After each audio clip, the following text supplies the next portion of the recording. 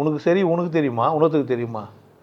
உனக்கு சரியானதை நீ கண்டுபிடிப்பே, இன்னொருத்தர் கண்டுபிடிப்பாரா?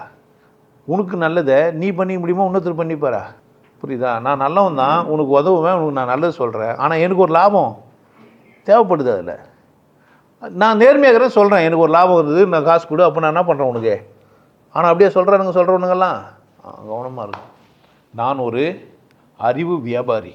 என் அறிவுரைகள் வியாபாரம் சார்ந்தது தான், மாற்று கருத்தே கிடையாது. ஆனால் சத்சங்கத்தில் பேசுறதும் வியாபாரம் சார்ந்தது இல்லை. ஸோ என் அறிவுரைகள் ஒன்றை சார்ந்து இருக்கும், அதுதான் வகுப்பெல்லாம் வச்சுக்கிறேன். ஆனால் என்ன தான் பண்ண நீங்கள் தான் நான் இந்த அறிவுரையெல்லாம் இங்கே சொல்லுங்கிறேன்ல, ஆனால் ரகசியத்தை உங்களுக்கு நான் சொல்லவே இல்லை. பயிற்சியாக தான் செய்யணும். பயிற்சிக்கு வந்தவங்களுக்கு தான் தெரியும், ஓ இப்படி ஒன்று இருக்குது இந்த ஆள்கிட்டன்ட்டு. நான் வெறும் பேசுகிற ஆள் கிடையாது, இதை தாண்டி ஒன்று என்கிட்ட இருக்குது. அது நான் என்ன பண்ண முடியாது, இப்படி முடியாது. ஸோ அறிவுரையில் பெஸ்ட்டு நான் எப்படி சொல்லுவேன்னா, உனக்கு என்னான்னு பார்த்து என்ன பண்ணுவேன். நான் அறிவுரையை 42 இன்ச்சு சட்டை போட்டுக்குன்னு சொல்ல மாட்டேன்.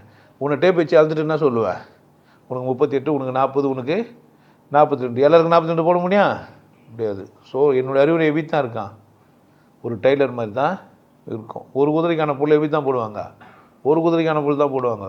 10 குதிரைக்கு புல் எப்படி போடணும், 10 குதிரைக்கான புல்லை போடணும். ஒரு குதிரை வச்சுக்கிறேன் நான், தோட்டம் பெருசாகுதுன்ட்டு 100 குதிரைக்கான புல்லை அறுத்துட்டேன்னா என்ன ஆகிடும், மிச்சம்லாம் காஞ்சி போயிடும். அதுதான் அதில் போட்டே இருக்கும். நீங்கள் நிறைய பேசி முதல்ல ஸ்கிப் பண்ணிவிடுவீங்க. கேள்வி ஒன்றா இருந்தாலும் பதில் ஆளாளுக்கு மாறுபடும். நேரில் வந்துட்டா பேசி தீர்த்துக்கலான்ற நான்.